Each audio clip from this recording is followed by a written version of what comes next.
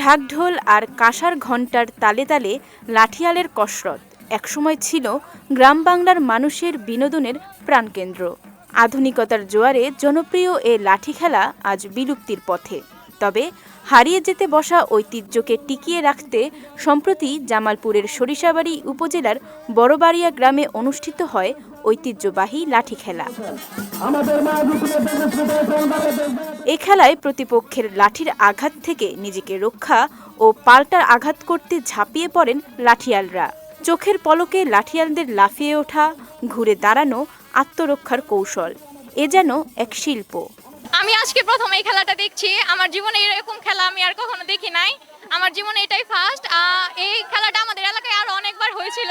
আমরা যে দর্শক বিন্দু আছে সবাই আমরা খুব খুশি এবং এরকম আয়োজন হলে ইনশাআল্লাহ আমরা আরো সবাই আনন্দ উপভোগ করতে পারবো। ঐতিহ্যবাহী খেলা, এই খেলাটি অনেক দূর দূরান্ত থেকে মানুষ এসেছে এই খেলাটি দেখার জন্য, উপভোগ করার জন্য। আসলে খেলাটি দেখে খুব ভালো লাগলো।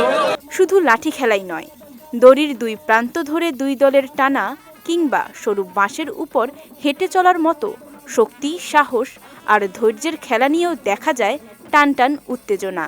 সবার প্রতি আনন্দ দেওয়ার জন্য আমরা চাই এই ঐতিহ্যগুলো সারা বাংলাদেশ ছেড়ে যায়। এলাকার জনগণকে কাছে টানাটানি উপহার দেওয়ার জন্য আমরা এই আয়োজন করছি। আবহমান বাংলার ঐতিহ্যবাহী এসব খেলা দেখতে মাঠের চারপাশে ভিড় জমান নানা বয়সী মানুষ। আমরা হারানো দিনের যে ঐতিহ্য, এই ঐতিহ্য আবার ফিরে আনার চেষ্টা করছি। লোকসঙ্গীত এবং বিভিন্ন খেলাধুলার মধ্য দিয়ে আমরা যেন এই মাদক মুক্ত করতে পারি সরিষাবাড়ীবাসীকে। খেলতে দেখতে পারাইছি, বাচ্চা কাচ্চা নিয়ে অনেক ভালো লাগছে। এদিকে হারিয়ে যাওয়া গ্রাম বাংলার ঐতিহ্যকে বর্তমান প্রজন্মের সামনে তুলে ধরতে ভবিষ্যতেও এমন আয়োজন করার কথা জানালেন আয়োজকরা। এই গ্রামের অনেক মানুষ আজকে যে আনন্দ পেয়েছে, আমরা ভবিষ্যতেও এই গ্রামের পুরাতন এই ঐতিহ্যবাহী বিলুপ্ত হওয়া খেলাগুলোকে আমরা আবার পুনরায় গ্রামে প্রচলন করব। আমরা এই হারিয়ে যাওয়া খেলাগুলোকে বিগত দিনের জন্য প্রতি বছর আমরা বাৎসরিকভাবে যেন উপহার দিতে পারি।